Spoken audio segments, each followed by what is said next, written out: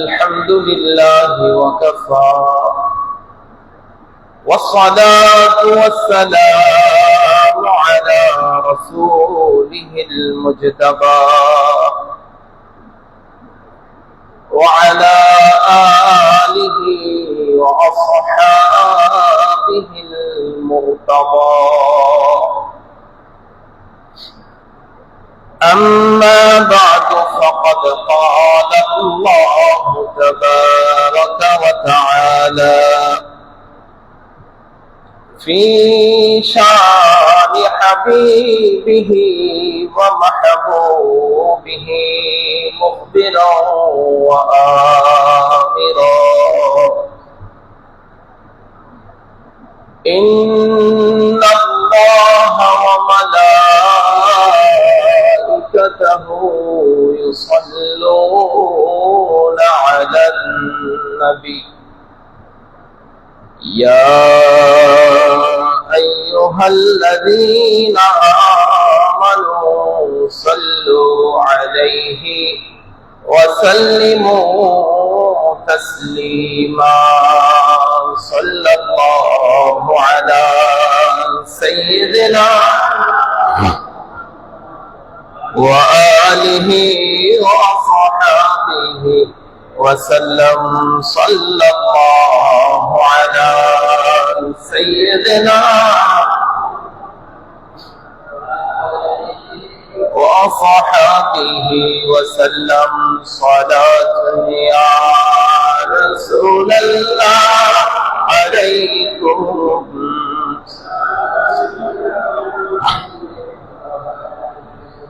درود بقرابر تو رسلم تسلی دے دل غمگین مارا. صلاة یا رسول اللہ علیکم سلام یا ہر کے باشد عامل سلو مدام آتش دوزخ شود بر وی حرام. صلاة یا رسول اللہ علیکم سلام یا أعوذ بالله من الشيطان الرجيم. بسم الله الرحمن الرحيم. ولا تقولوا لمن يقتل في سبيل الله أموات بل أحياء ولكن لا تشعرون. صدق الله المولانا العظيم وصدق رسوله النبي الحبيب الكريم ونحن على ذلك لمن الشاهدين والشاكرين والحمد لله رب العالمين.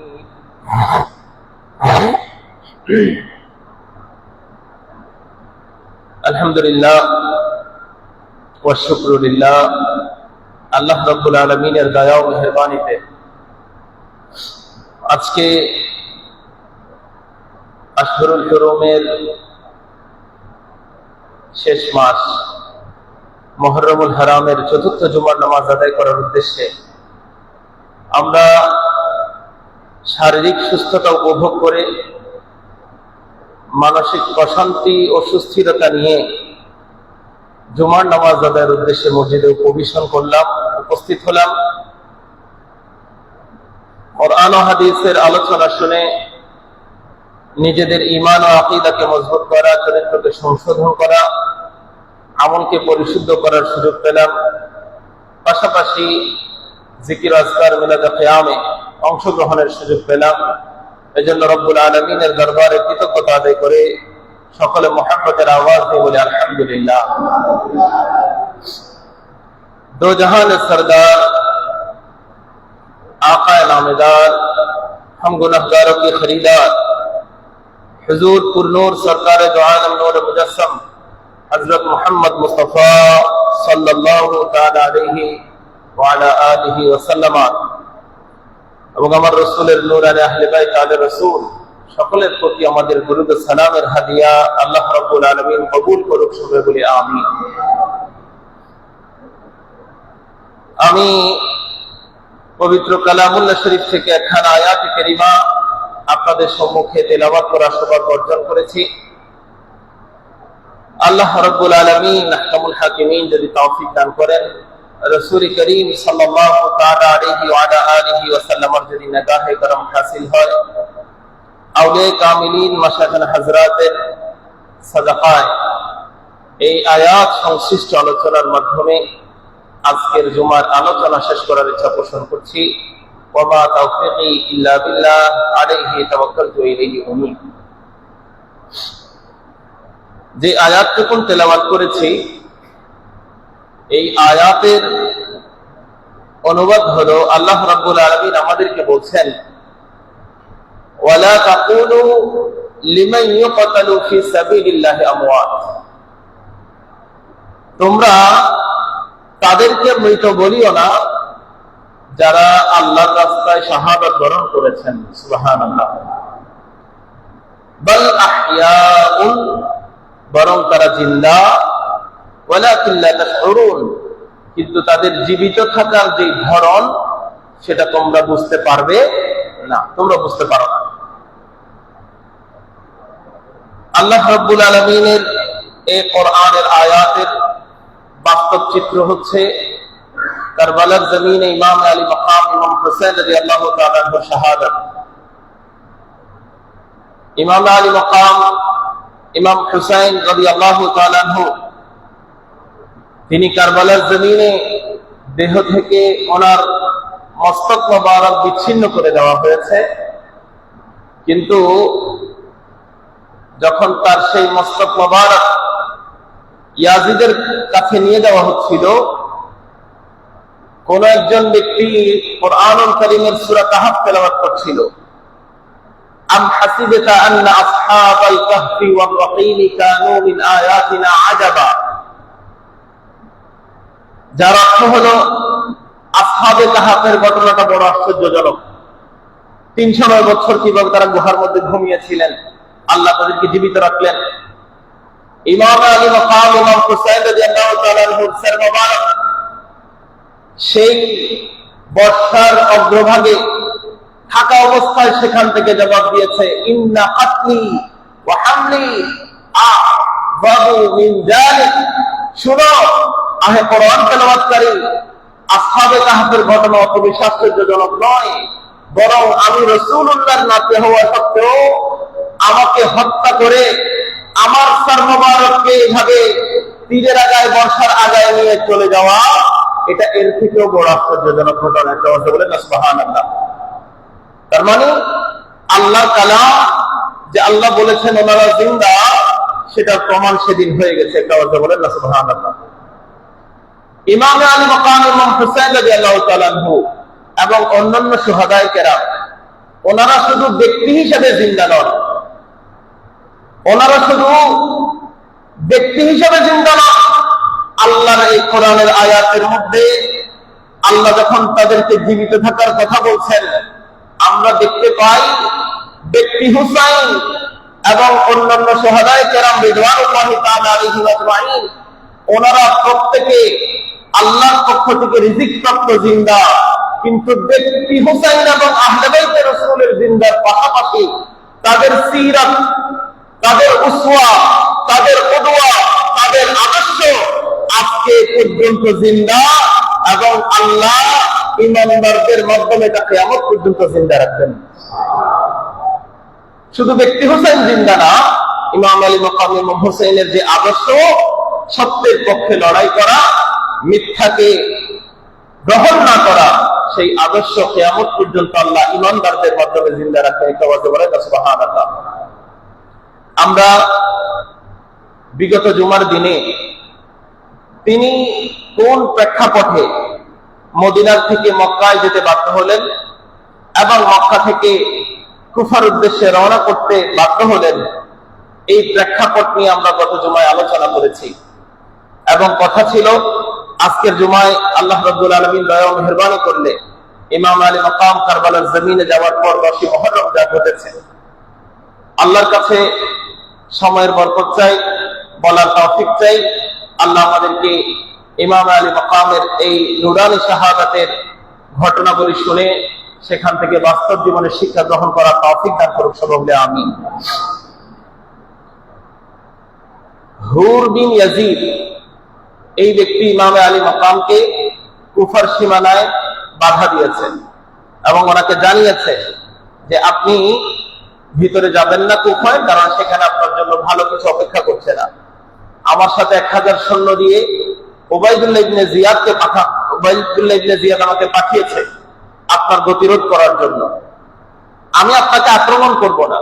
হুর বিন ইয়াজিদের অন্তরে আহলে বাইতে রাসূলের ভালোবাসা ছিল। আমি আপনাকে আক্রমণ করব না, কিন্তু আমি আপনার পিছু ছাড়তে পারবো না, কারণ আমার শাসক আমাকে নিযুক্ত করেছে আপনার প্রতিরোধ করার জন্য এবং আপনাকে এমন জায়গায় নিয়ে যাওয়ার জন্য যেখানে গিয়ে আপনি হতাশায় নিমজ্জিত হবেন, আপনি একেবারে নির্জন হয়ে যাবেন, আপনাকে সহায়তা করার জন্য সেখানে কেউ আসতে পারবে না, এমন জায়গায় নিয়ে যাওয়া এটা আমার আদেশ। এবং উবাইদুল্লাহ ইবনে জিয়াদ আমার পেছনে গুপ্তচর লাগিয়ে দিয়েছে। আমি আপনার প্রতি কোনো শৈথল্য প্রদর্শন করলে, আপনার প্রতি নমনীয়তা দেখালে সে আমাকে হত্যা করবে। অতএব আমি আপনার পিছনে থাকবো, কিন্তু আমি আপনাকে আক্রমণ করব না। হুর বিন ইয়াজিদ 1000 সৈন্যকে নিয়ে ইমাম আলী মাকাম ইমাম হুসাইন রাদিয়াল্লাহু তাআলা আনহুর ইমামতিতে যোহরের নামাজ এবং আসরের নামাজ আদায় করেছে 2 মুহররম। তারপরে ওনারা সেখান থেকে যখন এই কথা জানলো, ইমাম আলী মাকাম ইমাম হুসাইন রাদিয়াল্লাহু তাআলা আনহু কুফার দিকে না ঢুকে তিনি রাস্তা পরিবর্তন করে, ওনার উদ্দেশ্য ছিল দামেস্কে গিয়ে ইয়াজিদের সাথে দেখা করবেন, সেদিকে যাত্রা করেছেন। প্রতিমধ্যে কারবালার প্রান্তরে গিয়ে উপনীত যখন হয়েছেন, তখন উবাইদুল্লাহ ইবনে জিয়াদের কাছ থেকে হুর বিন ইয়াজিদের কাছে চিঠি আসলো, আমি জানতে পারছি তুমি নমনীয়তা দেখাচ্ছ, তুমি শৈথল্য প্রদর্শন করছো। আমি চাই আমার এই চিঠি পাওয়া মাত্র তুমি ইমাম হুসাইনের প্রতি কঠোর হবে এবং তাকে আর সামনে এগোতে দিবে না। হুর বিন ইয়াজিদ উবাইদুল্লাহ ইবনে জিয়াদের আদেশ মেনে ইমাম আলী মাকাম ইমাম হুসাইন রাদিয়াল্লাহু তাআলা আনহুকে সামনে অগ্রসর হতে দিলেন না। ওনারা সেখানে তাকে স্থাপন করলেন কারবালার জমিনে। যখন হুর বিন ইয়াজিদের এই নমনীয়তা উবাইদুল্লাহ ইবনে জিয়াদ বুঝতে পেরেছে, কুফায় নবনিযুক্ত গভর্নর নোমান বিন বশিরকে ক্ষমতাচ্যুত করে যাকে নতুন গভর্নর নিযুক্ত করা হয়েছে, সে যখন বুঝতে পারলো হুর বিন ইয়াজিদ কঠোর হবে না, তখন সে আরেকজন ব্যক্তিকে 4000 সৈন্য দিয়ে কারবালার প্রান্তরে প্রেরণ করেছে। নাউজুবিল্লাহ বলেন। ওই ব্যক্তির নাম ওমর ইবনে সাদ। ওমর ইবনে সাদ সে বড় যোদ্ধা ছিল, সাহসী ব্যক্তি ছিল, কিন্তু যখন তার সামনে প্রস্তাব পেশ করা হলো তুমি আহলে বাইতে রাসূলের বিরুদ্ধে যুদ্ধ করবা, সে বলেছে আমি এই যুদ্ধে যেতে রাজি নই। সে পদত্যাগ পত্র দিয়েছে। উবাইদুল্লাহ ইবনে জিয়াদ বলল, আমি তোমার পদত্যাগ পত্র গ্রহণ করি নাই, তুমি যদি আমার এই আদেশ মান্য না করো, সরকারি পদ থেকে তো বিচ্যুত করবোই, তোমার পরিবার পরিজন বাড়িঘর সবকিছু আমি নিশানাহীন করে দিব। নাউজুবিল্লাহ বলেন না। এভাবে হুমকি দিয়ে ওমর বিন সাদকে 4000 সৈন্য দিয়ে কারবালার জমিনে প্রেরণ করা হলো। ওমর ইবনে সাদ 4000 সৈন্য নিয়ে যখন কারবালার জমিনে উপস্থিত হলো, ইমাম আলী মাকাম ইমাম হুসাইন রাদিয়াল্লাহু তাআলা আনহুর সাথে তার দ্বিপাক্ষিক কথা হলো, আলোচনা হলো। ইমাম আলী মাকাম ইমাম হুসাইন রাদিয়াল্লাহু তাআলা আনহু তাকে বুঝাতে সক্ষম হলেন যে আমি এখানে প্রতারিত হয়ে এসেছি। কুফার মানুষ আমাকে হাজার হাজার চিঠি দিয়েছে, এই চিঠিগুলোতে তারা আমাকে আবদার করেছে আমি যেন তাদের কাছে আসি, মুসলমানদের বিপদের সময় আহ্বানে তাকে সাড়া দেওয়া এটা দায়িত্ব, এই জন্য আমি এখানে এসেছি। কিন্তু আমি মনে করেছিলাম কুফার মানুষ আমার চাচাতো ভাই মুসলিম বিন আকিলের হাতে বায়াত নিয়েছে, তারা আমার সাথে ওয়াদা রক্ষা করবে, কিন্তু উবাইদুল্লাহ ইবনে জিয়াদ এসে আমার ভাই মুসলিম বিন আকিলকে হত্যা করেছে, তার 2 পুত্রকে হত্যা করেছে, মুসলমানদেরকে যারা বায়াত গ্রহণ করেছিল মুসলিম বিন আকিলের হাতে, হানিকে, এরকম অনেককে শহীদ করে দিয়েছে, পরিস্থিতি বদলে গিয়েছে। আমি এখন আর কুফায় যেতে চাই না, তুমি আমাকে হয় মক্কায় ফিরে যাওয়ার সুযোগ দাও হেজাবে, অথবা আমি আর তুমি দুজন গিয়ে ইয়াজিদের কাছে গিয়ে বিষয়টার সমাধান করব। ওমর ইবনে সাদ যেহেতু সে আগের থেকেই যুদ্ধ করতে রাজি ছিল না, সেই ইমামে হুসাইনের এই দুটি প্রস্তাব সে উবাইদুল্লাহ ইবনে জিয়াদের কাছে চিঠি লিখে পাঠালো যে তিনি যুদ্ধ করতে চান না, তিনি হয় মক্কায় ফিরে যেতে চান হেজাজে, অথবা তিনি ইয়াজিদের কাছে গিয়ে সমাধান করতে চান। উবাইদুল্লাহ ইবনে জিয়াদের সেই বৈঠকে উবাইদুল্লাহ ইবনে জিয়াদ যখন বিবেচনা করবে যে ইমাম আলী মাকাম ইমাম হুসাইনকে মক্কায় যেতে দেওয়া যায় কিনা, কিংবা ইয়াজিদের দরবারে যাওয়ার অনুমতি দেওয়া যায় কিনা, ঠিক সেই সময়ে বদবখ শিমর বিন জিজশন সে প্রস্তাব করলো, হুসাইন বিন আলীকে এই মুহূর্তে যদি আপনি হত্যা না করেন, কাছে পেয়ে যদি ছেড়ে দেন, এটা পরিস্থিতি আরো নাজুক হবে, তার শক্তি বৃদ্ধি পাবে এবং আমাদের এই রাজত্ব, আমাদের এই কর্তৃত্বটা নষ্ট হয়ে যাবে, আপনি তাকে হাতছাড়া করবেন না। তখন উবাইদুল্লাহ ইবনে জিয়াদের মনে শিমর বিন জিজশনের সেই কথা ধরলো এবং সে পুনরায় চিঠি লিখে বলল, না, আমি দুটি প্রস্তাবের একটিও গ্রহণ করলাম না, বরং আমি তোমাকে আদেশ দিচ্ছি, যেই মুহূর্তে আমার চিঠি তুমি পাবে সেই মুহূর্তে হুসাইনি কাফেলার জন্য তুমি ফোরাত নদীর পানি বন্ধ করে দিবে। নাউজুবিল্লাহ বলেন। এবং একটাই আমার পক্ষ থেকে প্রস্তাব, হয় আমার হাতে ইয়াজিদের হয়ে বায়াত গ্রহণ করবে, নতুবা তাকে আমাদের মোকাবেলা করতে হবে। নাউজুবিল্লাহ বলেন না। এই হলো পরিস্থিতি। শিমর বিন জিজশন এই চিঠি নিয়ে ওমর ইবনে সাদের কাছে এসেছে এবং উবাইদুল্লাহ ইবনে জিয়াদ বলে দিয়েছে, আই শিমর বিন জিজশন, যদি ওমর ইবনে সাদ নমনীয়তা দেখায়, সে যদি হুসাইন ইবনে আলী রাদিয়াল্লাহু তাআলার সাথে যুদ্ধ করতে পিছপা হয়, তাকে পদচ্যুত করে, তাকে হত্যা করে তুমি বাহিনীর নেতৃত্ব গ্রহণ করবা। তারপর আমি চাই এটার ফয়সালা হোক। যখন চিঠি নিয়ে শিমর বিন জিজশন ওমর ইবনে সাদ এর কাছে আসলো, তখন সে মন্তব্য করেছিল, আমি তারিখে তাবারি আহলে সুন্নাত ওয়াল জামাতের ইমাম আল্লামা ইবনে জারির আত-তাবারির কিতাব থেকে সমস্ত কথাগুলো বলছি, রাওয়ায়াতগুলো একত্রিত করেছে। সে মন্তব্য করল, আসাদতা আলাইনা আমরান কুননা নারজু ইউসলাহা। আই শিমর বিন জিজশন, আমরা যেই বিষয়টার সমাধান প্রত্যাশা করেছিলাম, এক তোমার কারণে আজকে সেটা মীমাংসা হলো না, তুমি বিষয়টাকে আরো জটিল করে তুললে। তাকে বলল, শিমর বিন জিজশন বলল, শোনো, আমি তোমার এইসব কথা শুনতে চাই না, তুমি এই মুহূর্তে সেনাবাহিনীর প্রধান আছো, তুমি যদি এই কথা মেনে নাও তাহলে তুমি প্রধান থাকবা, নাইলে আমি প্রধানের দায়িত্ব গ্রহণ করব। তখন ওই সাদ চিন্তা করলো, যদিও শিমর বিন জিজশন সেনাবাহিনীর প্রধানের দায়িত্ব নেয়, তাহলে হুসাইনি কাফেলার প্রতি যে অত্যাচার, নির্মমতা, বর্বরতা, এটার মাত্রা বেশি হবে। তখন সে মন্তব্য করেছিল, লা ওয়ালা কারামাতা লাকা আনা আতাওয়াল্লা যালিকা, আমি তোমাকে এই অধিকার দিব না, আমি নিজেই বিষয়টা বিবেচনা করে দেখব। তাওয়াজ্জুহ বলেন না সুবহানাল্লাহ। তারপর যেহেতু উবাইদুল্লাহ ইবনে জিয়াদের সিদ্ধান্ত, এই সিদ্ধান্ত অনুসারে ফানাহাদা ইলাইহি আশিয়াতুল খামিস লিতিসঈ মা বাইনা মিনাল মুহররম, মুহররম মাসের 9 তারিখ 9 তারিখ আসরের নামাজ আদায় করার পর তারা হুসাইনি কাফেলার সামনে গিয়ে উপস্থিত হলো।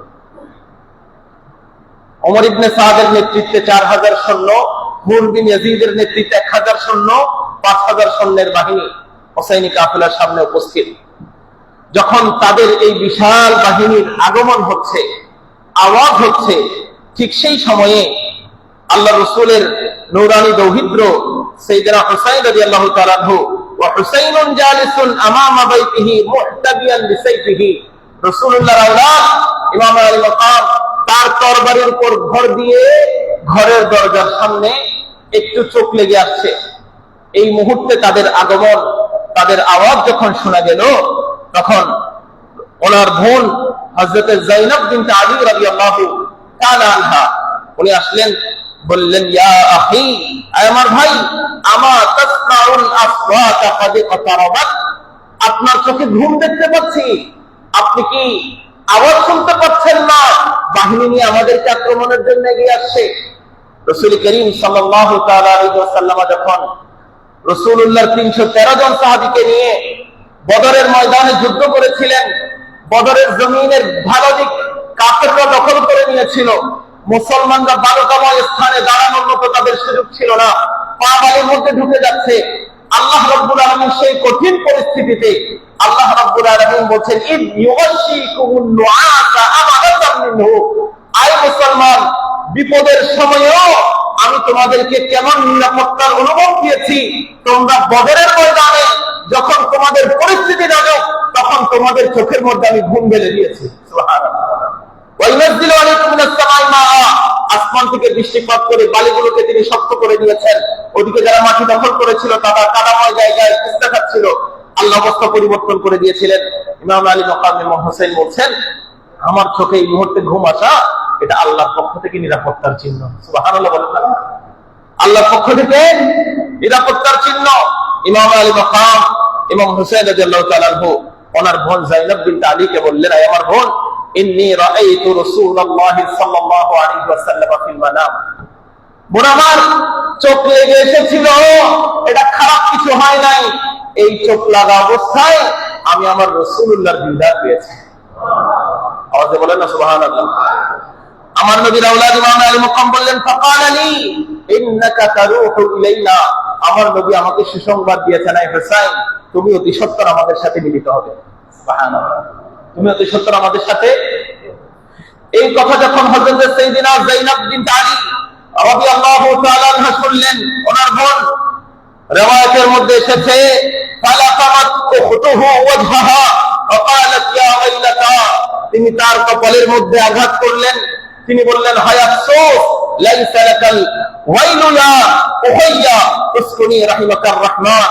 যখন বোন আফসোস করছিল, তখন সেদিন ইমাম আলী মাকাম ইমাম হোসেন ওনাকে ডাক দিয়ে বললেন, বোন আমার, সাবধান, আফসোসের কিছু নাই, আফসোসের কিছু নাই, শান্ত হও, রব তাআলা তোমাদের উপর দয়া করবেন। সুবহানাল্লাহ। এখানে আপনাদেরকে একটা গুরুত্বপূর্ণ তথ্য দিতে চাই। আমি সম্পূর্ণ কথাগুলো একটা শব্দ অন্য কোথাও থেকে না, পুরোটা তারিখে তাবারি থেকে নিয়েছি। ইমাম আলী মাকাম ইমাম হোসেন রাদিয়াল্লাহু তাআলা আনহু যখন দেখলেন তার বোন যায়েনব বিনতে আলী রাদিয়াল্লাহু তাআলা আনহা ওনার ইন্তেকালের সংবাদ শুনে, রাসূলুল্লাহ সংবাদ দিয়েছেন যে আমাদের সাথে মিলিত হবে, তিনি কান্নাকাটি করছেন, তখন তিনি ওনার বোনকে উদ্দেশ্য করে একটা কথা বলেছেন, আপনাদেরকে এটা জানানোর উদ্দেশ্য বুঝতে পারা। তখন উনি ওনার বোনকে যায়েনব বিনতে আলী রাদিয়াল্লাহু তাআলা আনহুকে বললেন, আয় আমার বোন, শোনো, আমি তোমাকে কসম দিয়ে তোমার কাছ থেকে কথা নিচ্ছি, আমি তোমাকে আল্লাহর কসম করে তোমার কাছ থেকে একটা কথা নিচ্ছি, আমি ইন্তেকাল করার পরে, আমি শহীদ হয়ে যাওয়ার পরে তোমরা মাতম করবে না, চেহারা আঘাত করবে না, শরীরে বুক চাপড়াবে না, চিৎকার চেঁচামেচি করবে না, তোমরা ধৈর্য ধারণ করবে আল্লাহর উপর। বলেন না সুবহানাল্লাহ। এই কথা যেহেতু সাইয়্যিদনা ইমাম আলী মাকাম ইমাম হোসেন রাদিয়াল্লাহু তাআলা আনহু ওনার বোনকে বলেছেন, তো আমার প্রশ্ন হলো, যদি ইমাম আলী মাকাম ওনার বোন থেকে এই কথা নেন যে ওনার ইন্তেকালের পর, শাহাদাতের পর তারা যেন বুক না চাপড়ায়, কপাল না ফাটায়, তারা যেন আহাজারি নজরি না করে, আমরা আজকে ইমাম আলী মাকাম ইমাম হোসেনকে ভালোবাসার কথা বলে আমরা যারা শরীরের মধ্যে ছুরি দিয়ে আঘাত করছি, ধারালো কিছু দিয়ে রক্তাক্ত করছি, বিভিন্ন কিছু করছি, মাতম করছি, এটা কখনো ইমাম আলী মাকাম ইমাম হোসেনের পছন্দ হবে না, কারণ তিনি এটা থেকে আমাদেরকে নিষেধ করেছেন। তিনি এটা থেকে আমাদেরকে, আল্লাহ আমাদের যে ভাইরা এটা করে তাদেরকে আল্লাহ রাব্বুল আলামিন আহকামুল হাকিমিন হেদায়েত দান করুন। সবাই বলেন না আমিন।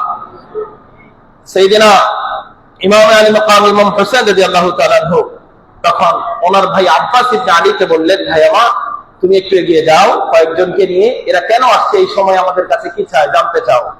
ইমাম আলী মাকামের আদেশ পেয়ে হযরত আব্বাস ইবনে আলী ওনার ভাই, উনি গিয়েছেন 20 জনকে নিয়ে। ওনারা গিয়ে জিজ্ঞেস করলেন, মা লাকুম ওয়া মা বাদা লাকুম, তোমাদের কি হলো, এখানে কি চাই, আমাদের কাফেলাকে লক্ষ্য করে তোমরা এগিয়ে আসছো কেন? তখন ওই বাহিনীর থেকে ওমর বিন সাদ জবাব দিল, জা আল আমরুল আমিন বিআন না'রিদা আলাইকুম আন তানজিলু আলা হুকমিহি আও নুনাজিলাকুম। আমিরের পক্ষ থেকে উবাইদুল্লাহ ইবনে জিয়াদের কাছ থেকে চিঠি এসেছে, হয় তোমরা বায়াত গ্রহণ করবে, নয় আমরা তোমাদেরকে বায়াত গ্রহণে বাধ্য করব তথা আক্রমণ করবো। নাউজুবিল্লাহ বলেন না। এই জন্য আমরা চূড়ান্ত ফয়সালার জন্য এসেছি, হয় বায়াত কিংবা নয় আক্রমণ করব। এটা 9 তারিখের কথা। সাইয়েদিনা ইমাম আলী মাকামি ইমাম হুসাইন রাদিয়াল্লাহু তাআলা আনহুর ওনার ভাই আব্বাস আলমবরদার আব্বাস ইবনে আলী রাদিয়াল্লাহু তাআলা আনহু উনি বললেন, ঠিক আছে তোমাদের প্রস্তাব বুঝতে পারলাম, আমি একটু আমার ভাইয়ের সাথে কথা বলে আসি। হুসাইন ইবনে আলী রাদিয়াল্লাহু তাআলা আনহুর সাথে ওনার কাছে গেলেন, ভাই আমার ওরা তো আমাদেরকে আক্রমণ করতে চায়, হয় বায়াত নয় আক্রমণ। কয় তারিখের কথা এটা? সবাই বলেন। 9 তারিখের কথা। যখন ইমাম আলী মাকামি ইমাম হুসাইন রাদিয়াল্লাহু তাআলা আনহুর কাছে ওনার ভাই আব্বাস সেই কথা বললেন, তখন ইমাম আলী মাকামি ইমাম হুসাইন রাদিয়াল্লাহু তাআলা আনহু বললেন, যাও। আবার ওনাকে পাঠালেন, ইয়াসআলুকুম আন তানসারিফু হাযিহিল আশিয়া হাত্তা ইয়ানজুরা ফি হাযাল আমর। তাদেরকে বলো আজকের 9 তারিখের রাতটা তারা যেন আমাদেরকে ভাবার সুযোগ দেয়, চিন্তা করার সুযোগ দেয় যে আমরা বায়াত নিব নাকি প্রত্যাখ্যান করব।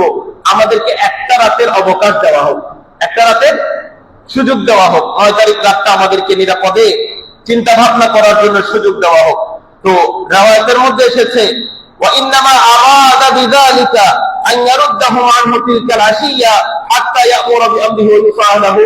তিনি যেন ওনার পরিবার পরিজনকে ওয়াসিয়ত করতে পারেন, রাতভর যেন আল্লাহর ইবাদত করতে পারেন। উনি তাদেরকে উদ্দেশ্য করে বলেছেন, লাআল্লানা নুসাল্লি লিরাব্বিনা লাইলা, একটা রাত যেন আমরা অন্তত শান্তিতে আমার রবের ইবাদত করতে পারি, ওয়া নাদউহু ওয়া নাস্তাগফিরুহু, তার কাছে দোয়া করতে পারি, তার কাছে ইস্তিগফার করতে পারি। ফাহুয়া ইয়ালামু আন্নী ক্বাদ কুনতু উহিব্বু সালাতা লাহু ওয়া তিলাওয়াতা কিতাবিহি ওয়া কাসরাতাদ দুআ ওয়াল ইস্তিগফার। তোমরা এটা ভালো করেই জানো, কাফেলার তোমরা সবাই জানো, 5000-এর সবাই জানো আমি ইমাম হুসাইন নামাজ পড়তে কত ভালোবাসি, কোরআন তেলাওয়াতকে কত ভালোবাসি, আল্লাহর কাছে দোয়া করতে কত ভালোবাসি। অতএব আমাদের কাফেলাকে আজকের রাতের জন্য সুযোগ দাও, আজকের রাতের জন্য চিন্তা ভাবনার সুযোগ দাও। যদি আমরা যদি তোমাদের প্রস্তাবে রাজি হই, আগামীকাল সকালে হয় বায়াত নিব। যদি আমাদের কাছে জিনিসটা চিন্তা ভাবনার পরে সঠিক মনে না হয়, আমরা তোমাদের এই প্রস্তাব প্রত্যাখ্যান করে তোমরা যা চাইছো লড়াই, সেটার জন্য আমরা প্রস্তুত হব। তারা যখন এই প্রস্তাব দেওয়া হলো, শিমর বিন জিদুশন রাজি না, 9 তারিখ রাতে তাদেরকে সুযোগ দিতে রাজি না, এখন আসছি এখনই শেষ করে যাব। ওমর ইবনে সাদ বলল, না, আমাকে দাইলামের যুদ্ধের জন্য প্রস্তুত করা হয়েছিল, দাইলামবাসী কাফের, সেখানের মানুষজন যদি আমার কাছে এক রাতের জন্য অবকাশ চাইতো আমি তাদেরকে দিতাম। অতএব সেনা প্রধান হিসাবে আমি সিদ্ধান্ত নিলাম, ইমাম আলী মাকাম ইমাম হুসাইনের চাওয়া যে এক রাত ওনারা চিন্তা ভাবনা করবেন, আল্লাহর কাছে দোয়া করে সাহায্য চাইবেন, আল্লাহর কাছ থেকে কোনটা ভালো কোনটা মন্দ এটা বুঝতে চাইবেন, আমি এই সুযোগ দিতে রাজি। একটা কথা বলেন না সুবহানাল্লাহ। 9 তারিখ রাতে সুযোগ পেয়েছেন ওনারা। হযরতে সাইয়্যিদিনা ইমাম যাইনুল আবেদিন আলী আল আওসাত, যিনি কারবালার ময়দানে অসুস্থ ছিলেন, বিদায় যুদ্ধ করতে যেতে পারেন নাই, উনি রিওয়ায়াত করছেন, তারিখে তাবারির মধ্যে আসছে, উনি বলছেন যখন ওরা চলে গেল, জামাআল হুসাইন আসহাবাহু বাদামা রাজা ওমর ইবনে সাদ, ওমর ইবনে সাদ বাহিনী নিয়ে চলে যাওয়ার পর হযরত ইমাম হুসাইন ওনার কাফেলার সবাইকে একত্রিত করলেন, সবাইকে সামনে বসালেন।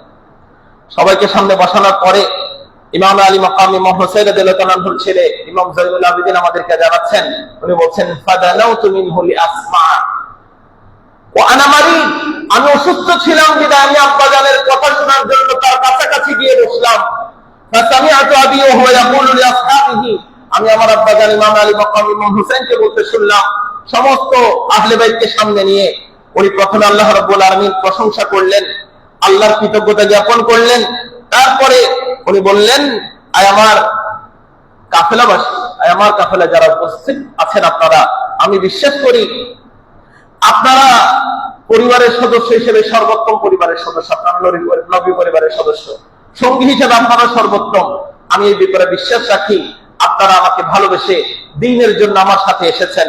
কিন্তু ওয়া ইন্নী আযান্নু ইয়াওমানা মিন হাউলাইল আ'দাই গাদান, আমি রাসূলুল্লাহর কথা থেকে যেটা বুঝতে পারলাম, রাসূলুল্লাহকে স্বপ্ন দেখে, আগামীকাল এদের সাথে আমাদের মোকাবেলা হবে, আগামীকাল এদের সাথে আমাদের চূড়ান্ত মোকাবেলার দিন হবে। আলা ওয়া ইন্নী ক্বাদ আযিনতু লাকুম, আমি আপনাদের প্রত্যেককে অনুমতি দিয়ে দিচ্ছি, ফান্তালিকু জামিআন ফি হিল্লিন, যেখানে যুদ্ধাবস্থা নাই আপনারা নিরাপদ যে কোনো জায়গায় চলে যেতে পারেন, আমি অনুমতি দিলাম। লাইসা আলাইকুম মিন্নী যিমা, আমি আপনাদের প্রতি কোনো অভিযোগ করব না যে আমাকে ছেড়ে চলে গিয়েছেন। হাযা লাইলুন ক্বাদ গাশিয়াকুম, রাতটা অন্ধকারাচ্ছন্ন হয়েছে, আপনাদেরকে ঢেকে রেখেছে।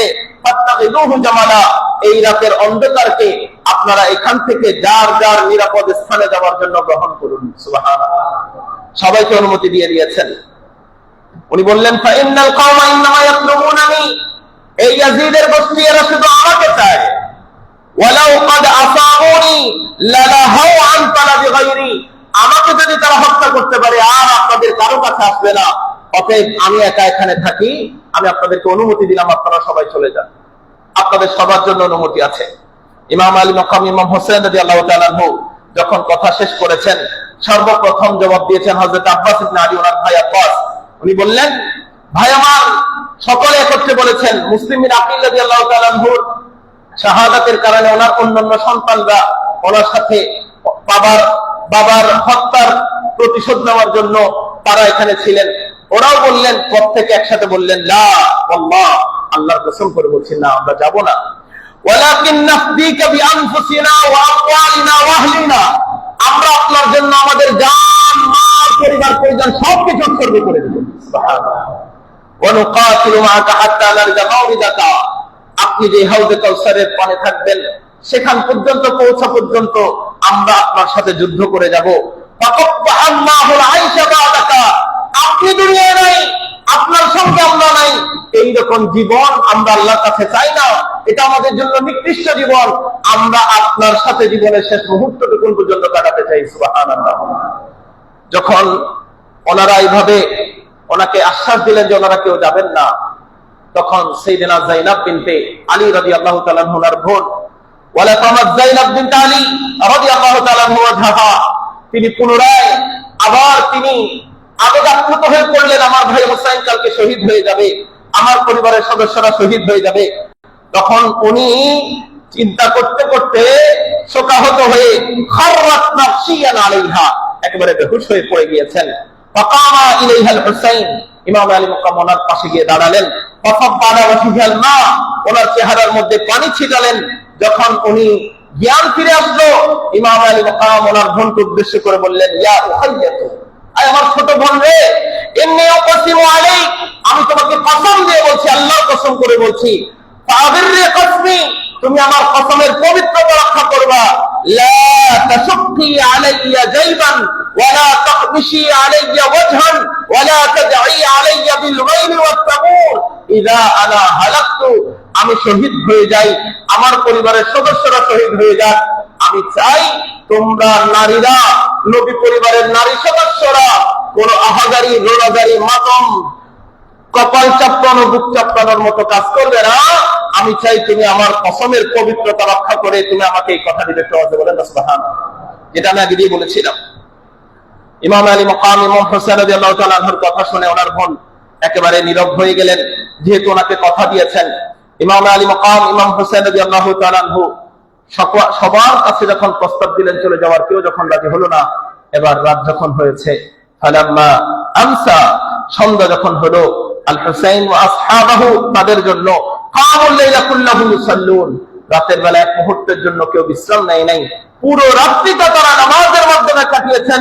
ওয়া ইস্তাগফিরুন ওয়া ইয়াদউন ওয়া ইয়াতাদাররুন, আল্লাহর দরবারে ইস্তিগফার করেছেন, দোয়া করেছেন এবং কান্নাকাটি করেছেন। একটু বলেন সুবহানাল্লাহ। জীবনের শেষ রাত কল্পনা করে তারা ইবাদত করেছেন। যখন সকাল হয়েছে, সকাল হওয়ার আগেই কাফেলার ইমাম আলী মাকাম ইমাম হোসেন রাদিয়াল্লাহু তাআলা আনহুর কাফেলা, হযরতে দাহ্হাক বিন আব্দুল্লাহ আল-মাশরিকি বলছেন, যখন সকাল হবে, সকালের আগে আগে ইমাম আলী মাকাম কোরআন তেলাওয়াত করছেন, ওয়ালা ইয়াহসাবান্নাল্লাযীনা কাফারু আন্নামা নুমলি লাহুম খায়রুল লিআনফুসিহিম, কোরআনের আয়াত। এই কাফেররা, এটা কোরআনের আয়াতে কাফেরদেরকে উদ্দেশ্য করে আল্লাহ বলেছেন, তারা যেন এটা ধারণা না করে আমি যে তাদেরকে সুযোগ দিয়েছি এটা তাদের জন্য কল্যাণকর, ইন্নামা নুমলি লাহুম লিয়াজদাদু ইসমা।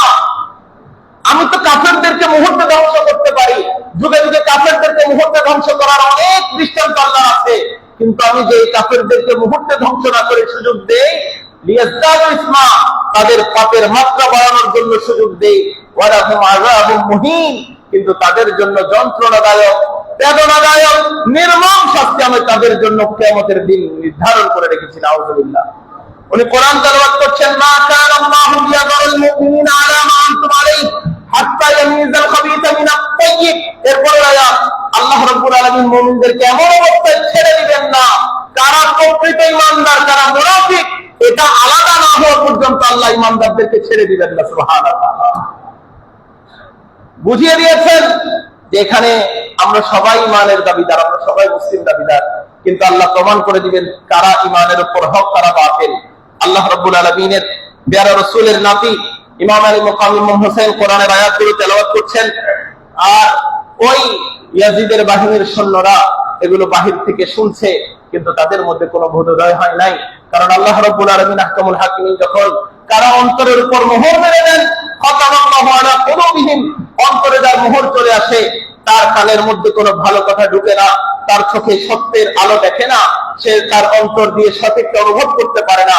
আল্লাহ এই ধরনের মোহর মেরে দেওয়ার মতো অবস্থা থেকে আমাদের প্রত্যেকের ঈমানকে, আমলকে, কালবকে হেফাজত করুন। সবাই বলেন না আমিন। আজির মুহতারাম, সকাল হয়েছে, 10 তারিখের সকাল। আব্বাল হুসাইন ওয়া আসহাবাহু ওয়া সাল্লা বিহিম সালাতাল গাদা, সবাইকে কাতারবন্দি করেছেন, সবাইকে নিয়ে ইমাম আলী মাকাম ইমাম হুসাইন রাদিয়াল্লাহু তাআলা আনহু ফজরের নামাজ পড়লেন। ফজরের নামাজ পড়ার পর নারী সদস্যদেরকে তাঁবুতে পাঠিয়ে দেওয়ার পর ওয়া কানা মাহু ইসনানি ওয়া তালাতুনা ফারিসান ওয়া 40 রাজুলান, গণনা করে দেখা গেল ওনার সাথে সৈন্য আছে 72 জন। কয়জন?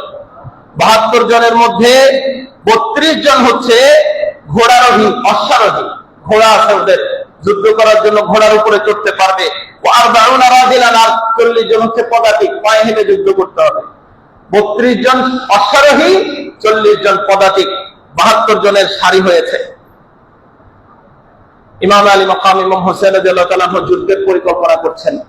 আল্লাহ রাসূলের আওলাদ, রাসূলুল্লাহ থেকে যুদ্ধ কৌশল শিখেছেন, কিন্তু যুদ্ধ নীতি লঙ্ঘন করা শিখেন নাই, মুনাফিকি শিখেন নাই। আল্লাহ রাসূল সাল্লাল্লাহু আলাইহি ওয়াসাল্লাম মদিনার যখন আহজাবের যুদ্ধ, খন্দকের যুদ্ধ, বিভিন্ন গোত্র একত্রিত হয়ে যখন মদিনা আক্রমণ করেছে, হযরত সাইয়্যিদিনা সালমান ফারসি রাদিয়াল্লাহু তাআলা আনহুর নেতৃত্বে, ওনার পরামর্শে আল্লাহ রাসূল মদিনার চারপাশে খন্দক খনন করেছেন, যাতে মদিনার শত্রুরা মদিনায় ঢুকতে না পারে। খন্দক মানে খাল খনন করেছেন, যাতে মদিনার শত্রুরা মদিনা ঢুকতে না পারে। ইমাম আলী মাকাম ইমাম হুসাইন রাদিয়াল্লাহু তাআলা আনহু মহিলাদের তাবু এর পেছনে খন্দক খনন করেছেন, সেখানে লাকড়ি দিয়ে আগুন জ্বালিয়ে দিয়েছেন, যাতে পেছন থেকে কেউ এসে নারীদেরকে আক্রমণ করতে না পারে। সুবহানাল্লাহ। এবং উনি ওনার এই 72 জনের বাহিনীর দায়িত্ব বন্টন করলেন ফজরের নামাজের পরে। ফাজালা জুহাইর বিন আল কাইস ফি মাইমানাতি আসহাবিহি, ওনার দলের ডান পাশের নেতৃত্ব দিলেন জুহাইর ইবনে কাইস কিংবা কাইন এর কাছে। ওয়া হাবিব ইবনে মাযাহির ফি মাইসারি আসহাবিহি, ওনার দলের যার আপনার বাম পাশের দায়িত্ব দিলেন হযরত হাবিব ইবনে মুযাহির রাদিয়াল্লাহু তাআলা আনহুকে। ওয়া আতা রায়াতাহু আলা আব্বাস ইবনে আলী আখাহু, আর ওনার বাহিনীর পতাকা দিলেন ওনার ভাই আব্বাস আল-বরদারের হাতে, আলী রাদিয়াল্লাহু তাআলার সন্তানের হাতে। এই 3 দিকে 3 জনকে দায়িত্ব দিলেন, আর মহিলাদের জন্য নিরাপত্তা নিশ্চিত করলেন। যখন শিমর বিন জিজশম দেখলো পেছনের থেকে আগমনের রাস্তা বন্ধ করে দিয়েছে, যেভাবে আমার নবী উহুদের ময়দানে পেছন থেকে খালিদ বিন ওয়ালিদের আক্রমণ ঠেকানোর জন্য 50 জন তীরন্দাজকে সেখানে নিয়োজিত করেছিলেন, তখন শিমর বিন জিজশম একটা মন্তব্য করেছে। সে আমার নবীর আওলাদ ইমাম হুসাইনকে উদ্দেশ্য করে বলল, ইস্তাআজালতান নার ফি দুনিয়া ক্বাবলা আল আখিরাহ ক্বাবলা আল কিয়ামা, ওই কিয়ামতের দিন জাহান্নামের আগুনে জ্বলতে হবে, তুমি তো আগেই আগুন জ্বালিয়ে দিয়েছো। নাউযুবিল্লাহ বলেন না। শিমর বিন জিজশম আমার নবীর আওলাদকে বলছে তোমাদেরকে জাহান্নামে জ্বলতে হবে, তো জাহান্নামের আগুনের আগে তুমি দুনিয়াতেই তো আগুন জ্বালিয়ে দিয়েছো। নাউযুবিল্লাহ বলেন না। এটা তো তোমাদের নিরাপত্তার একটা অংশ ছিল, মহিলাদের নিরাপত্তার অংশ। ইমাম আলী মাকাম ইমাম হোসেন রাদিয়াল্লাহু তাআলা আনহু তাকে তার পরিচয় জেনেছেন, তাকে বলেছেন, তখন আল্লাহ রাসূল সাল্লাল্লাহু আলাইহি ওয়াসাল্লামের এই নূরানী আওলাদ তাকে শুধু এতটুকু বলেছেন, আনতা আওলা বিহা সালিয়া, আইশিমর বিন জিদশন, যে জাহান্নামের কথা বলেছো এটা আমরা নবীর আওলাদদের জন্য নয়, তোমার মতো নরপিশাচদের এই জায়গায় যাওয়াটা বেশি উপযুক্ত। নাউযুবিল্লাহ বলেন না। ইমাম আলী মাকাম ইমাম হোসেন রাদিয়াল্লাহু তাআলা আনহুর সাথে এই কথোপকথন শেষ হলো। তারা দেখলো আক্রমণ করার সুযোগ শুধু সামনের দিক থেকে।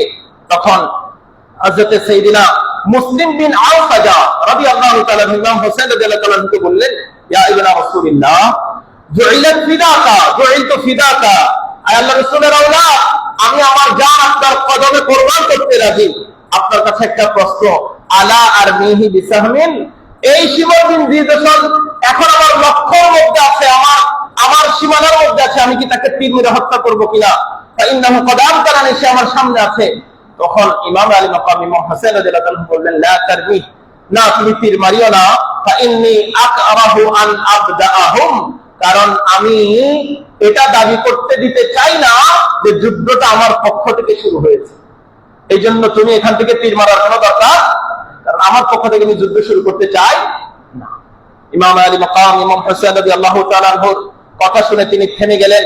ইমাম আলী মাকাম ইমাম হোসেন রাদিয়াল্লাহু তাআলা আনহু, ওনার একটা ঘোড়া ছিল, ওনার ঘোড়ার নাম এখানে এসেছে রওয়ায়াতের মধ্যে লাহিক। সেই ঘোড়ার উপর তিনি আরোহণ করলেন। ওনার ছেলে হযরত ইমাম যায়নুল আবেদিন সেই ঘোড়ার উপরে ছিলেন ওনার সাথে। দানা মিনহুল কওম, এবার তিনি যুদ্ধের ময়দানে, এদিকে ৭২ জন, ওদিকে ৫,০০০, মতান্তরে আরো বিভিন্ন রওয়ায়াত আছে, সবচেয়ে বিশুদ্ধ হচ্ছে ৫,০০০। সেখানে তিনি তাদের সামনে গিয়ে দাঁড়ালেন। এক বাহিনীর সামনে ওমর ইবনে সাদ, আরেক বাহিনীর সামনে ইমাম হুসাইন ইবনে আলী রাদিয়াল্লাহু তাআলা আনহু। উনি উদ্দেশ্য করে বললেন, আইয়ুহান নাস, আয় মানুষরা শুনো, ইসমাউ কাওলি, আমার কথা মনোযোগ দিয়ে শুনো, ওয়ালা তাজালুনি, তাড়াহুড়া করিও না, হাত্তা আইদুকুম বিমা হুয়া হাক্কুন লাকুম আলাইয়া, আমি তোমাদেরকে নসিহত করব যেটা তোমাদের জন্য কল্যাণকর, ওয়া হাত্তা আ'তাযিরু ইলাইকুম মিন মাকদামি আলাইকুম, আমি এখানে আসার কারণ কি, আমি কোন ওজর নিয়ে এখানে উপস্থিত হয়েছি, আমার পরিস্থিতি কি, তোমাদের সামনে উপস্থাপন করার আমাকে সুযোগ দাও, তাড়াহুড়া করিও না যুদ্ধ শুরু করার ক্ষেত্রে।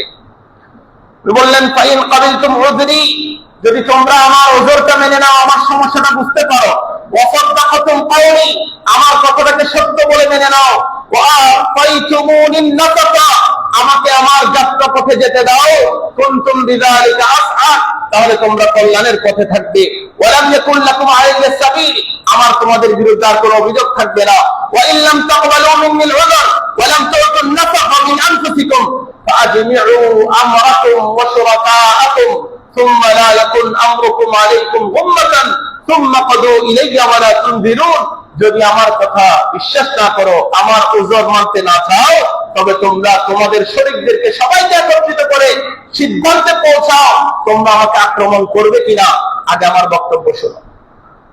ইন্না ওয়ালিয়াল্লাহু আল্লাযী নাযালাল কিতাবা ওয়া ইয়াতাওয়াল্লাস সালিহিন, বললেন আমার বলি, আমার অভিভাবক এই যুদ্ধের ময়দানে আল্লাহ, যিনি সালেহিনদেরকে তার নৈকট্য দান করেন, সালেহিনদের সাথে তার সাহায্য রাখেন। এভাবে উনি ওনার বক্তব্য শুরু যখন করেছেন, তখন কাফেলার নারী সদস্যরা বুঝতে পারলেন যুদ্ধ সন্নিকটে, এখনই যুদ্ধ শুরু হবে, এখনই শাহাদাতের পেয়ালা পান হওয়া শুরু হবে। ওনারা সেখান থেকে একটা আওয়াজ দিয়েছেন। ইমাম আলী মাকাম ইমাম হুসাইন রাদিয়াল্লাহু তাআলা আনহু হযরত আব্বাস আলমবরদারকে আবার পাঠিয়েছেন, যান তাদেরকে নিষেধ করেন তারা যেন কান্না না করে, কারণ আমার বক্তব্যের এতটুকুতে কান্না করলে কি হবে, আমি সামনে যে কথাগুলো বলবো এগুলো তারা সহ্য করতে পারবে না, তাদেরকে এখনই গিয়ে থামান। সুবহানাল্লাহ। উনি জিজ্ঞেস করলেন, হাল ইয়াহিল্লু লাকুম কতলি ওয়া ইনতাহাকা হুরমাতি, তোমাদের কাছে কোন কারণে আমার রক্ত হালাল হলো, কোন কারণে আমি নিরাপত্তাহীনতায় তোমাদের সামনে উপস্থিত হলাম, আমি কি তোমাদের কাউকে হত্যা করেছি যেটার প্রতিশোধ তোমরা নিতে চাও, কারো সম্পদ দখল করেছি যেটার প্রতিশোধ নিতে চাও, নাকি আমি তোমাদের কোনো ক্ষতি করেছি? উনি ওনার বক্তব্য চালিয়ে গেলেন। এবার উনি ওনার পরিচয় দিতে পারলেন, আলাস্তু ইবনা বিনতা নাবিয়্যিকুম, আমি কি তোমাদের নবীর কন্যার ছেলে না, আমি কি তোমাদের নবীর কন্যার ছেলে না? উনি বললেন, ওয়া ইবনা ওয়াসিহি, আমি কি নবীর ওয়াসি আলী রাদিয়াল্লাহু তাআলা আনহুর সন্তান না? ওয়া ইবনা আম্মিহি, আমি কি রাসূল তোমাদের চাচার ছেলে না? ওয়া আউয়ালুল মুমিনিনা বিল্লাহ, আল্লাহর উপর যিনি প্রথম ঈমান এনেছেন যুবকদের মধ্যে ছোটদের মধ্যে, সেই আলী রাদিয়াল্লাহু তাআলা আনহুকে আমার পিতা না? উনি বললেন, শোনো, ওয়াল মুসাদ্দিকু লিরাসূলিল্লাহি বিমা জাআ মিন ইনদি রাব্বি, আল্লাহর পক্ষ থেকে ওহী আসার পর যিনি সর্বপ্রথম মেনে নিয়েছেন, আমি কি সেই আলী কাররামাল্লাহু ওয়াজহার সন্তান না? উনি বললেন, আওয়ালাইসা হামজাতু সাইয়্যিদু শুহাদা আবি, হযরত হামজা যিনি উহুদের ময়দানে শহীদ হয়েছেন, উনি কি আমার চাচা নন? আমি কি সেই চাচার ঘরের আওলাদ নই? উনি বললেন, আওয়ালাইসা জাফর শহীদুত তাইয়ারুল জানাহিন আম্মি, হযরত জাফর তাইয়ার যাকে আল্লাহ জান্নাতে দুটি ডানা দিয়েছেন উড়ে বেড়ানোর জন্য, ওনার সেই উনি কি আমার চাচা নন? আমি কি সেই ঘরের আওলাদ নই? আওয়ালাম ইউবাল্লিগুকুম কাউলু মুস্তাফিদুন ফিকুম আন্না রাসূলুল্লাহি তাআলা আলী ওয়া আখি, তোমরা কি এই মোবারক কথা শুনো না? আমার নবী আমাকে এবং আমার ভাইকে বলেছেন, হাদান সাইয়্যিদা শাবাবি আহলিল জান্নাহ, আমার এই দুই কলিজার টুকরা হাসাইনে কারিমাইন জান্নাতের যুবকদের সর্দার। এই কথা তোমরা শুনো নাই? উনি তাদেরকে উদ্দেশ্য করে বললেন, যদি তোমরা আমার কথা বিশ্বাস না করো, সালো জাবির ইবনে আব্দুল্লাহ আল-আনসারী আও আবু সাঈদ আল-খুদরি আও সাহাল ইবনে সাদ আস-সাঈদি আও যায়েদ ইবনে আরকাম আও আনাস ইবনে মালিক, রাসূলুল্লাহর জীবিত যে কোনো সাহাবীকে প্রশ্ন করো, ওরা এই হাদিসের সত্যতা তোমাদের কাছে তুলে ধরবে। আমরা জান্নাতের যুবকদের সর্দার, তারপরেও কি তোমরা আমাদের উপর আক্রমণ করাকে নিরাপদ মনে করছো? তোমরা কি এটাকে হালাল মনে করছো? উনি ওনার পরিচয় তুলে ধরেছেন, নসব তুলে ধরেছেন, চেয়েছেন ইয়াজিদিদের অন্তরের মধ্যে ঈমানের ফোয়ারা জেগে উঠুক, তারা বুঝুক তারা তাদের বিরুদ্ধে দাঁড়িয়েছে। কিন্তু না, আল্লাহ রাব্বুল আলামিন তাদের কলবের মধ্যে মোহর মেরে দিয়েছেন, তাদের কলবের মধ্যে ইমাম আলী মাকামের এই কথাগুলো পৌঁছায়। তাদের পছন্দ হৃদয়ে কোনো বিগলিত হওয়ার কোনো পরিস্থিতি দেখা যায় না। ওরা কঠোরতার সাথে ইমাম আলী মাকাম ইমাম হুসাইন রাদিয়াল্লাহু তাআলা আনহুকে বললেন, আপনি এত কথা যখন বলছেন, আপনাকে আমরা একটা প্রশ্ন করি। পরে বলো, বলে ঠিক আছে, যার হাতে আপনাকে বায়াত হতে বলছে উনিও তো আপনার চাচাতো ভাই, ওনার হাতে বায়াত নিচ্ছেন না কেন?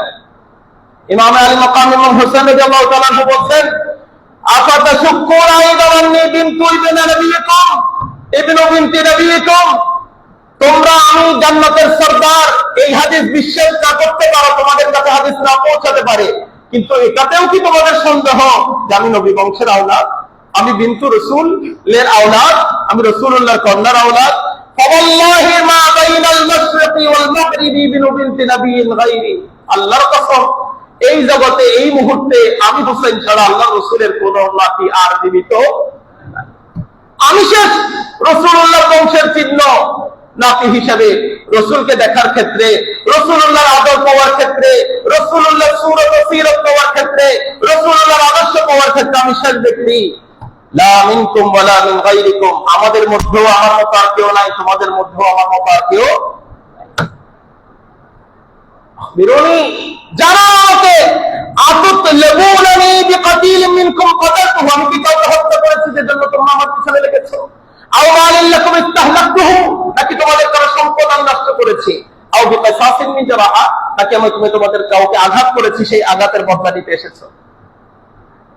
রাওয়ায়াতের মধ্যে আসছে, ফাআখাযু লা ইউকাল্লিমুনাহু, ইমাম আলী মাকামের এই অশ্রু বিদারিত সেই কথাগুলো শুনে ওই কাফেলার কেউ একটু আওয়াজ করতে পারলো না, তারা সবাই চুপ করে থাকলো। তখন ইমাম আলী মাকাম ইমাম হুসাইন রাদিয়াল্লাহু তাআলা আনহুকে, ইমাম হুসাইন রাদিয়াল্লাহু তাআলা আনহু তাদের মধ্যে যারা কুফার মানুষ ছিল তাদের নাম ধরে ধরে বললেন, তোমরা কি আমার কাছে চিঠি পাঠাও না? আজকে যে এই বাহিনীর নেতৃত্ব দিচ্ছ? ওরা অস্বীকার করলো। উনি বললেন, সুবহানাল্লাহ বালাল্লাহি লাকাদ ফাআলতু, আমি আল্লাহর কসম করে বলছি তোমরা আমাকে চিঠি দিয়েছো, আজকে তোমরা আমার বিরুদ্ধে দাঁড়িয়েছো। ইমাম আলী মাকাম ইমাম হুসাইন রাদিয়াল্লাহু তাআলা আনহুকে তখন তারা প্রস্তাব দিল, আমরা তো আসলে আপনাকে হত্যা করতে চাই না, আমরা তো শুধু আপনার কাছ থেকে বায়াত চাই, আপনি বায়াতটা মেনে নেন, শেষ।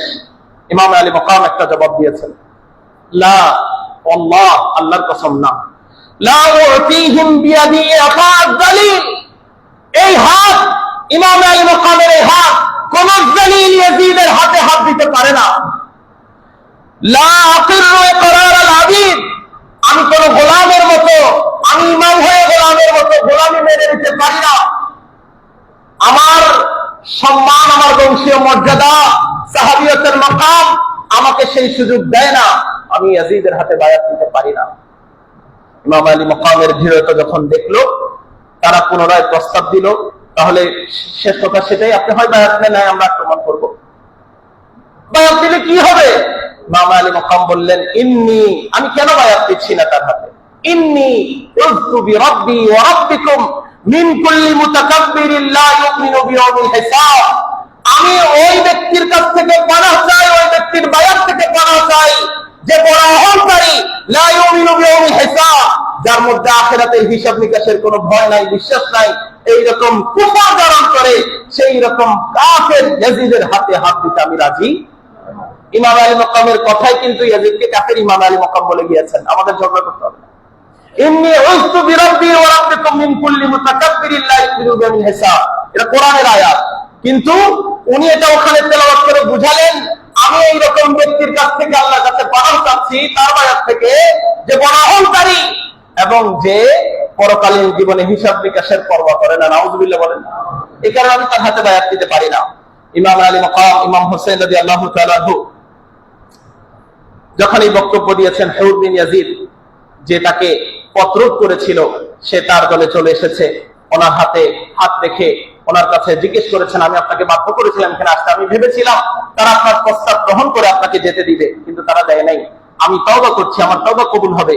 ইমাম আলী মাকাম ইমাম হোসেন রাদিয়াল্লাহু তাআলা আনহু তাকে একটা সুসংবাদ দিয়েছেন, আনতাল হুররু কামা সাম্মাইতুকা উম্মুক, তোমার মা তোমার নাম হুর রেখেছে, আমি তোমাকে কথা দিচ্ছি, আনতাল হুররু ইনশাআল্লাহু ফিদ দুনিয়া ওয়াল আখিরাহ, তুমি দুনিয়াতেও হুর থাকবে, আখিরাতেও হুর থাকবে, তারপরে তুমি জান্নাতি থাকবে। সুবহানাল্লাহ। তার তওবার ক্ষমার ঘোষণা দিয়ে দিলেন। ইমাম আলী মাকাম ইমাম হোসেন রাদিয়াল্লাহু তাআলা আনহুর পক্ষ থেকে একক যুদ্ধ হয়েছে। একক যুদ্ধগুলোতে ইমাম আলী মাকামের দল থেকে যিনি সর্বপ্রথম যুদ্ধ করেছেন, ওনার নাম হচ্ছে আবু নুমাইর আল কালবি। উনি ইবনে উমাইর আল কালবি, আব্দুল্লাহ ইবনে উমাইর আল কালবি সর্বপ্রথম একক যুদ্ধে গিয়েছেন। বিপরীত পক্ষের উভয়কে হত্যা করেছেন। এভাবে যুদ্ধ শুরু হয়েছে। একক যুদ্ধে যখন তারা পারে নাই, তারা যৌথ আক্রমণ করেছে যুদ্ধনীতি লঙ্ঘন করে, এবং ইমাম হোসেনের কাফেলার একে একে সবাইকে শহীদ করে দিয়েছে। হযরত আলী রাদিয়াল্লাহু তাআলা আনহুর সন্তান জাফর বিন আলী ইন্তেকাল করেছেন, হযরত আবু বকর বিন আলী ইন্তেকাল করেছেন, ওমর বিন আলী ইন্তেকাল করেছেন, আব্দুল্লাহ ইবনে হাসান, কাসিম বিন হাসান, আলী আকবর, আলী আসগর, এভাবে নবী পরিবারের সদস্যরা ওনারা শাহাদাতের পেয়ালা পান করেছেন। সর্বশেষ ইমাম হোসেন রাদিয়াল্লাহু তাআলা আনহু একা যুদ্ধের ময়দানে আছেন। আরেকজন সাহাবী আছেন, আরেকজন ওনার সঙ্গী আছেন। ওই সঙ্গী ওনাকে উদ্দেশ্য করে বললেন, আই ইমাম, আমি আমার আগে আপনার জীবন যাবে এটা আমি চাই না, আমি চাই আগে আমার মৃত্যু হবে, তারপর আপনার।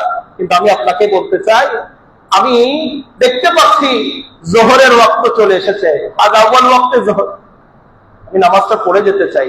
ইমাম আলী মাকাম ওনার জন্য দোয়া করেছেন, বললেন, শোনো, তুমি যাকারাতাস সালাতা, তুমি আমাকে নামাজের কথা স্মরণ করে দিয়েছো, জাআলাকাল্লাহু মিনাল মুসাল্লিন আয-যাকিরিন, নাম হাযা ওয়াল ওয়াক্তিহা, হ্যাঁ এটা নামাজের প্রথম ওয়াক্ত, এটা নামাজের প্রথম ওয়াক্ত।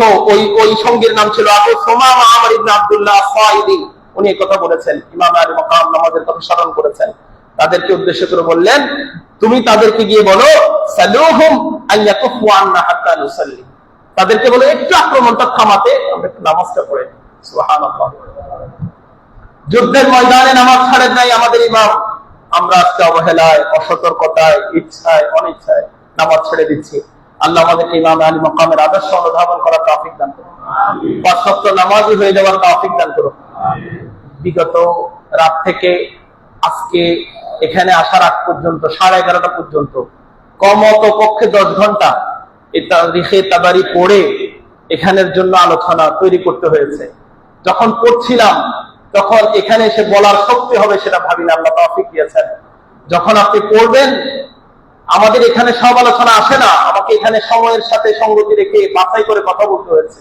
আপনি যখন পড়বেন, দেখবেন ইমাম আলী মাকাম ইমাম হোসেনের সাথে কারবালায় কি হয়েছে, তখন আপনার হৃদয়ে দাগ টানবে, আপনার অন্তরটা নমনীয় হবে, আপনি আহলে বাইত রাসূলের ভালোবাসা অন্তরে বৃদ্ধি পাবে, নামাজের প্রতি আগ্রহ বাড়বে, দ্বীনের বিধান পালনের ক্ষেত্রে আপনাদের মধ্যে আরো আগ্রহ সৃষ্টি হবে। আমি অনুরোধ করব, আহলে সুন্নাত ওয়াল জামাতের আকীদাতে যেই কারবালার ঘটনা নিয়ে লেখা গ্রন্থগুলো, শামে কারবালা পড়ুন, তারিখে তাবারি পড়ুন, আল কামিল ফি তারিখ পড়ুন, আল বিদায়া ওয়ান নিহায়া পড়ুন, কারবালার ঘটনা জানুন, নিজের ঈমানকে আমলকে সমৃদ্ধ করুন।